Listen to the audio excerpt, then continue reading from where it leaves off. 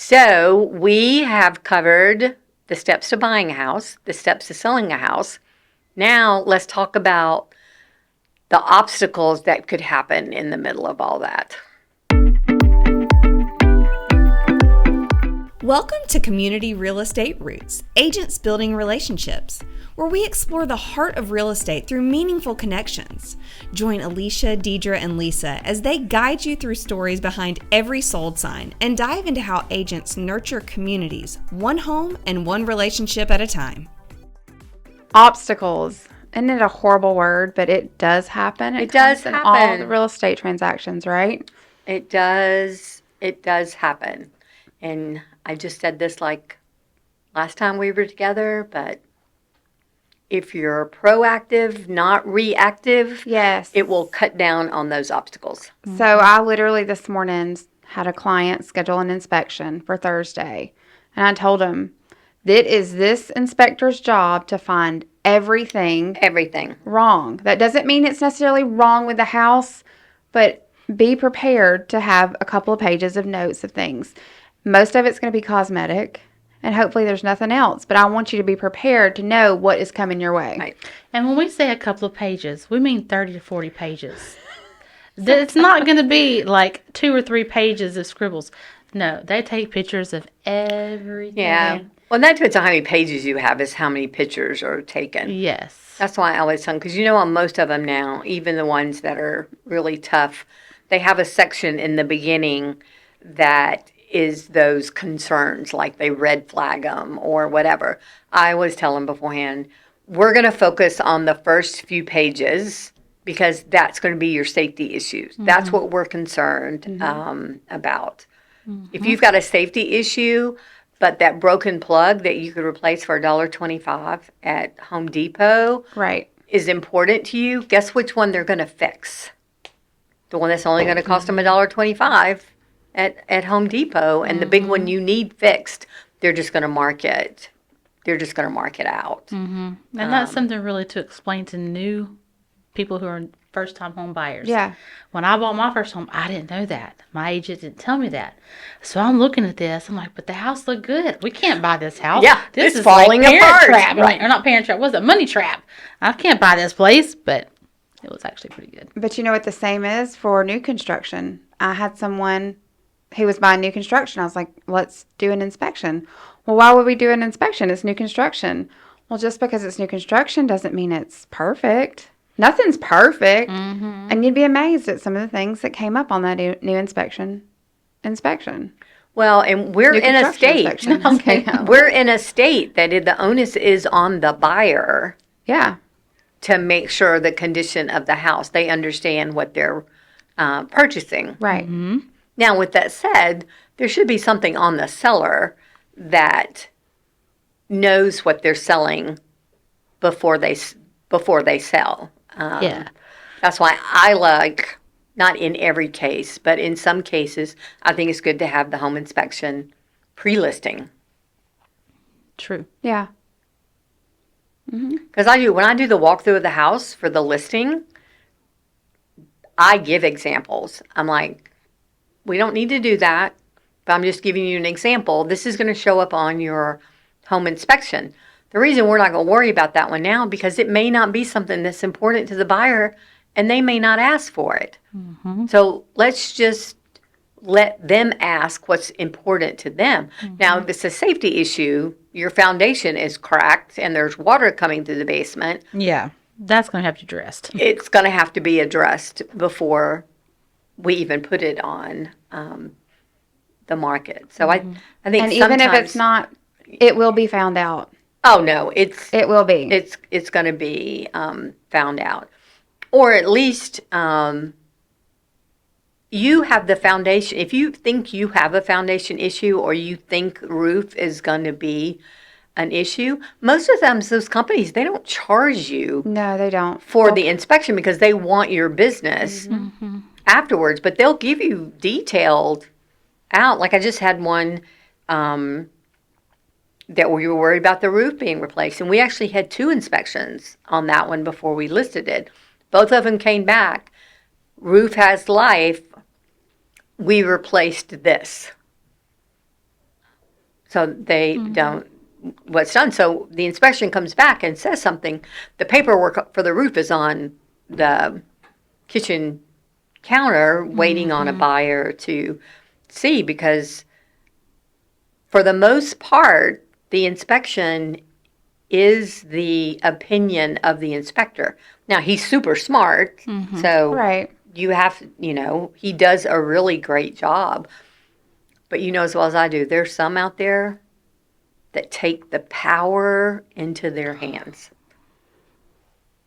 Yes. Mm-hmm. And they nitpick every little thing. Every little thing. It's great. It is great. So, but that's the biggest obstacles to overcome. Those things in the contract that we've talked about previously that can come up and might have to be renegotiated after all this happened. Yeah. Yeah, like you said, it is good to have out where everybody can see things that you have had done. Hey, we have somebody who comes and does inspection on the air conditioner every 6 months. Right. We have pest Here's the control receipts. that's here. Yeah. We have warranties that, all this kind of stuff. So we have somebody that comes out and inspects all this stuff. Somebody who comes out and does all these things. But it's this is the all schedule. out. I usually just put it in a little binder and let the agent know there's Yep. a binder about me, all about the house is in there. Right. And it has HVAC, it has pest control, lawn and garden, anything that has to do with the house is usually in that binder. So that if the buyer has any questions, hopefully they can be answered within the binder. If not, then they can Trying to reach out. make your job easy for you, for your client to buy my house. And if you have a seller that is that person that can show you every year they've lived there, twice a year, the HVAC inspection in the spring and in the fall for the furnace to that. Let me tell you something. That unit, forget about the age of it. That's probably a better unit than any of them you buy today, because the ones you buy today, They're not made to last that they're long. not made to last very long. Whereas the older, big, chunky ones, you get a new person looking, did you see how big that HVAC unit is? I'm like, yeah, that's a big original train. That's a Mac Daddy. It's a That's Mac Daddy. of all HVACs. And a good HVAC person will tell you all day long he would rather keep the big one and fix the parts than take one that in 5 years you can't replace the parts anymore because they don't make them like that. Whereas you can still get parts to the other one. And at the end of the day, the house has to be in working order. That's what you want it to be, but you have so many people's opinion. The obstacle is nothing but a bunch of opinions, and then you've got to be able to Meet in the middle. meet in the middle somewhere. I mean, if you've got a buyer that's only has $200,000 to spend, they're not buying a new home. They're not buying something that's been updated. They need to know that before they go and know this is the things that we're going to find. So it's kind of like the same thing when you're taking the buyer through the house. And you mentioned this about telling them what's going to show up on the inspection. When the buyer sees something and doesn't see something, I'll go like, okay, I want to walk around the back to the house. And I'll just tell them, because I want them to see it. I don't want me to be the one to really tell them where it is or whatever. And I'll go, okay, I need you to look to the left side of the house up towards the roof. Tell me what you see. And they'll see it. And I said, the only reason I'm pointing this out to you, the house is not falling apart. You have a rotten piece of wood right here. It's a piece of plywood. That's all it is. That's going to be on your home inspection. You have to figure out what's the most important thing that you want them to fix. Maybe it's a construction guy. You have those, right? And you go, how fast can you fix that piece of wood up there? Mm-hmm. He goes, well, I probably got the wood in my garage. I'm like, yes. Mm-hmm. So don't ask for that. Mm-hmm. Ask for something electrical. Mm-hmm. But then you got to remember, too, depending on the type of loan, it may be required. Yes. To fix. Yep. I know VA and FHAs, they can't have any rotted wood. No. So that's... Well, especially VA. You can get away with FHA these days sometimes. It just really depends on who it is. But VA for sure. Yeah. And wobbly. Yes. Handrails. Shake the handrails. Mm-hmm. Yes. I was going through a house not too long ago, shaking the handrails. And they're like, why are you doing that? Well, you have a VA loan. So I want to make sure that it is addressed and sturdy because they'll come back and they'll knock you off for this. And that'll hold you up on closing on time. It's another obstacle we have to go through. So, yeah. That's funny. Why are you shaking the handrails? I mean, it's just things you learn as you do. The more you do it, things you learn to look for that hold you up. And then septic inspections. Yes. Septic and losing one. So I literally had a client who, I don't want a septic inspection. I don't want a septic inspection. And so I made them sign a piece of paper saying you are waiving this septic inspection against your agent's will because I did not want to be held reliable for it. Yes, 100%. And guess what? They contacted me within 6 months and said we just had to spend $10,000 on a septic because we didn't do the inspection. And they said, you were right. And I was like, yeah. Well, I tried. I mean, that's what I like to hear. I'm not trying to say I told you so. Yeah, I don't want to say I told you so. But there's things that sometimes you just need to listen and realize that your agent's talking about. Because I would have rather them spent, $250, $400, $500 for that inspection to know there's nothing wrong versus later on down the road, it's $10,000 later and you've got to fix it. You have to fix it because guess what? It's backing up into your house. So you need to fix it. Yeah. Mm-hmm. And better to find out beforehand and have that negotiated for the sellers to take care of. So you don't have to worry about it. Nope. I mean, it's worth the money. Poor Lisa in there is dying. I know. What else could you... Well, and sometimes people don't even know what the septic tank is. And so, I've had people that were going and buying land if there was a mobile home or whatever on there. And the people who were selling, well, I'm not sure what the septic tank is. Well, that means it hadn't been cleaned in a hot minute. So, doesn't even have a septic tank. Exactly. And just throw it out the door. No, seriously. I did go and show one where they had it rigged where they had the pipe going down and it was back behind the property. Oh, my And gosh. I was just like, yeah. It's illegal. You see what all this is? Guess what? That's nasty. They say they didn't buy it. They did not buy it. Okay. Whew. No. That'd be a big old mess. Literally. That's, ugh. So. Bless. Mm-hmm. What else is on our list there?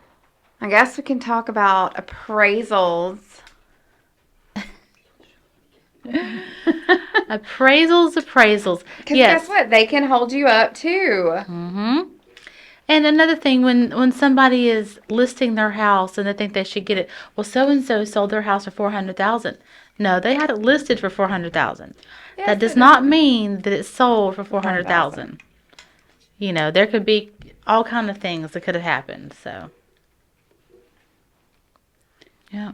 And then may not have appraised for it. It may be listed for it. It could have been under contract for $400,000, but if it didn't appraise for $400,000, then they probably didn't sell it for $400,000. Exactly. Yep. Lisa, are you making it over there? No, I'm not.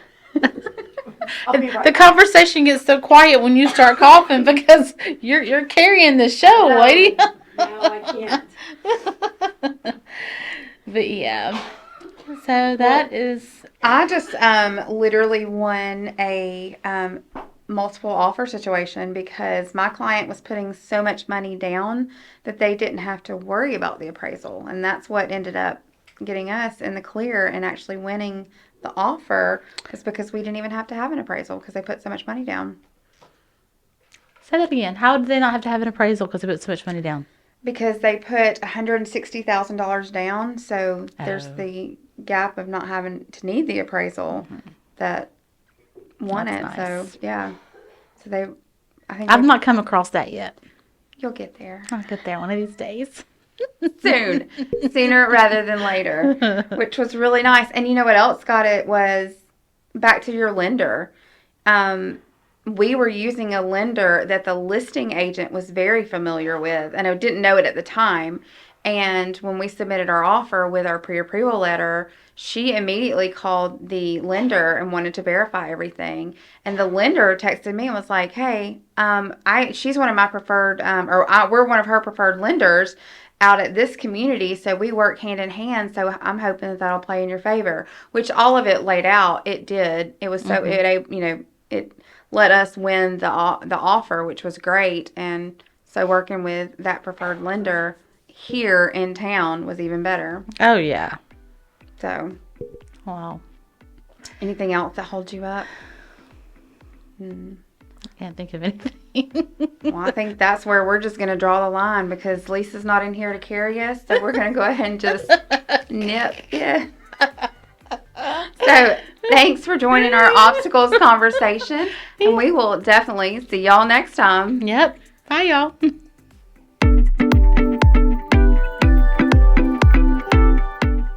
Thanks for listening. Please remember to subscribe to our podcast on your favorite podcast platform or subscribe to our YouTube channel, Your Neighbor, Your Agents. Please visit www.yourneighboryouragents.com.